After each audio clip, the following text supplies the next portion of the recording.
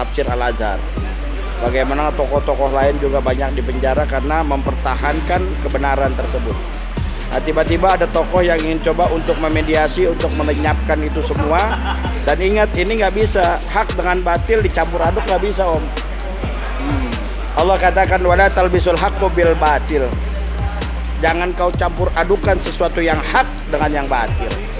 Yang hak jelas, yang batil jelas. Tinggal bagaimana kita melihat situasi kondisinya ini, ya saat ini dengan adanya ijazah, ya tanda kutip ya, memang kita katakan palsu. Akan tuntut tentang dokumen itu, bagaimana ada fitnah, bagaimana ada pencemaran. Kalau tidak ada pembuktian ijazahnya itu palsu atau asli. Apakah kan proses begitu. mediasi itu tadinya mereka ini menganggap supaya tidak terjadinya pemanggilan Jokowi di pengadilan? Ada upaya seperti itu? Saya kira itu yang bisa dibaca oleh masyarakat rakyat. Ini motivasi Jokowi nggak punya ijazah atau ijazahnya memang palsu untuk dihindari adanya proses peradilan. Makanya dimediasi sekarang supaya selesai gitu kan. Tanpa adanya pembuktian. Itu yang tidak akan mungkin kita terima.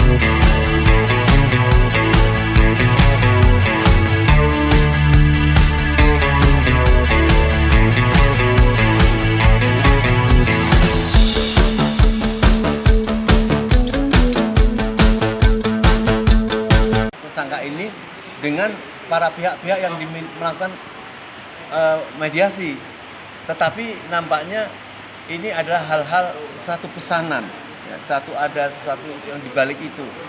Saya kira yakin mereka juga mendengar ini. Bagaimana sebaiknya sikap kita sebagai umat ini terhadap upaya mediasi yang setengahnya boleh katakan menekan para tersangka dan para tokoh-tokoh kita. Silakan Mas Eka. Baik, makasih Om Lim.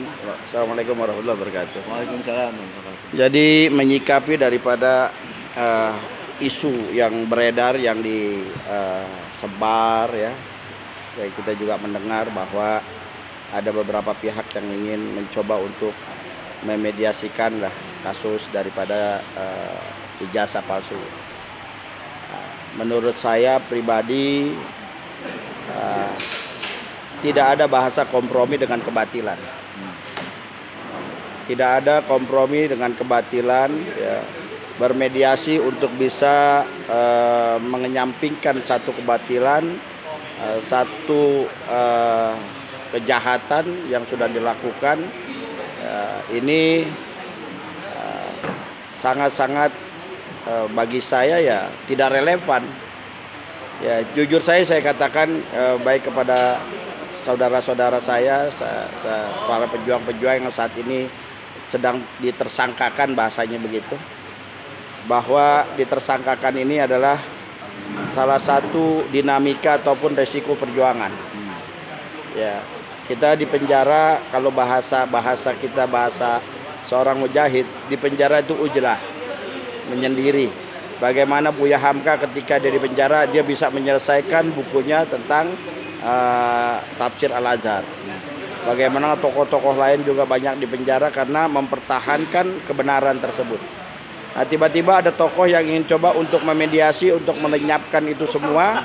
Dan ingat, ini nggak bisa, hak dengan batil dicampur aduk nggak bisa, Om. Allah katakan wala talbisul haqqo bil batil. Jangan kau campur adukan sesuatu yang hak dengan yang batil. Yang hak jelas, yang batil jelas. Tinggal bagaimana kita melihat situasi kondisinya ini, ya saat ini dengan adanya ijazah, ya tanda kutip ya, memang kita katakan palsu.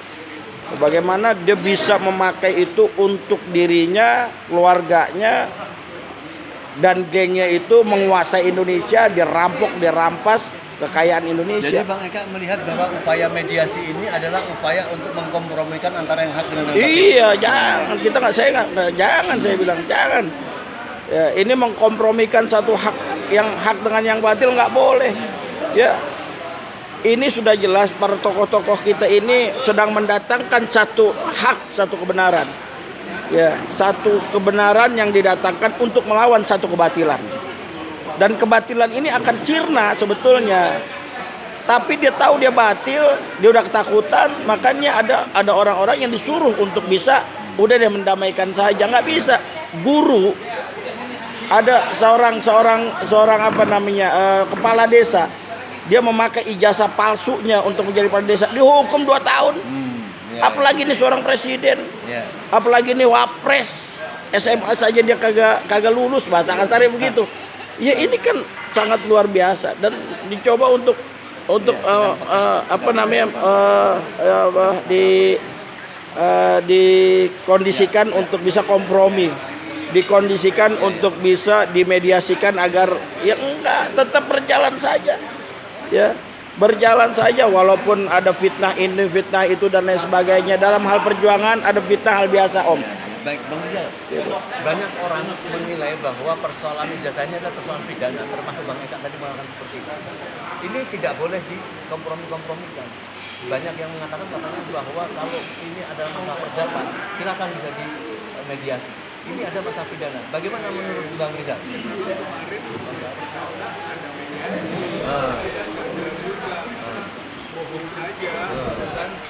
Jokowi itu siap bermediasi itu, apalagi menunjukkan ijazahnya yang sudah jelas itu palsu kalau dalam pandangan masyarakat dan hasil kajian ilmiah gitu kan, jadi jelas. Maka kalau sekarang bicara mediasi lagi bullshit saja gitu. Satu.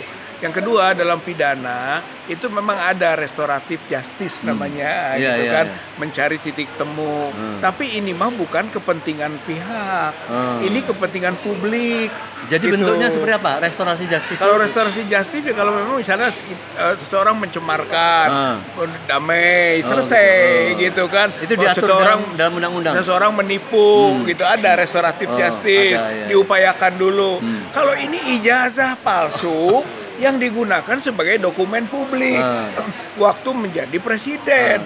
Ini bukan kepentingan pihak-pihak, nggak ada kepentingan saya, Roy, Rismon dengan Jokowi.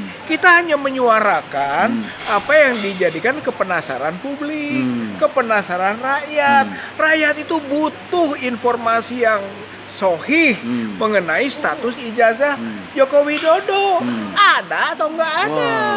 Atau kalau ada, asli atau palsu? Jadi gitu. Pembuktiannya harus tetap, prosesnya harus teruskan ke pengadilan. Terus saja, nggak apa-apa. Kita sudah terlanjur, gitu kan, dianiaya dalam bahasa kriminalisasi. Itu adalah kewenangan dia, walaupun dia melakukan tindakan sewenang-wenang. Kita jalankan saja. Nanti masuk ke pengadilan, ya kita tuntut Jokowi harus hadir. Kok dia yang melapor, masa tidak ada? Melapor harus hadir, memberikan kesaksian. Kita akan tanya dan kita akan tuntut tentang dokumen itu, bagaimana ada fitnah, bagaimana ada pencemaran. Kalau tidak ada pembuktian ijazahnya itu palsu atau asli. Apakah kan proses begitu. mediasi itu tadinya mereka ini menganggap supaya tidak terjadinya pemanggilan Jokowi di pengadilan? Ada upaya seperti itu? Saya kira itu yang bisa dibaca oleh masyarakat rakyat.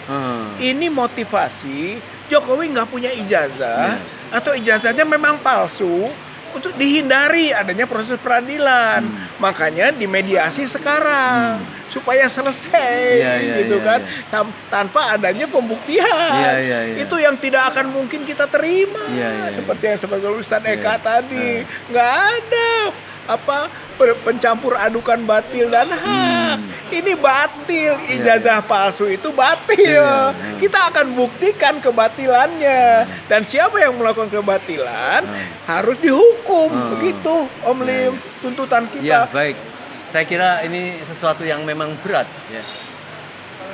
Masyarakat sudah terlanjur, bahkan jangankan masyarakat, beliau yang ditersangkakan, ya, yang gitu untuk melakukan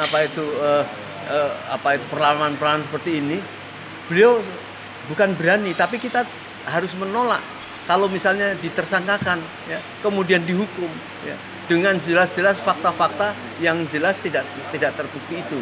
Oleh karenanya, maka kita terus mendorong supaya Polri harus berhati-hati di sela-sela dalam perencanaan atau persiapan reformasi Polri itu apakah mampu menunjukkan keberanian menegakkan keadilan, ya, menegakkan pembelaan rakyat, ya.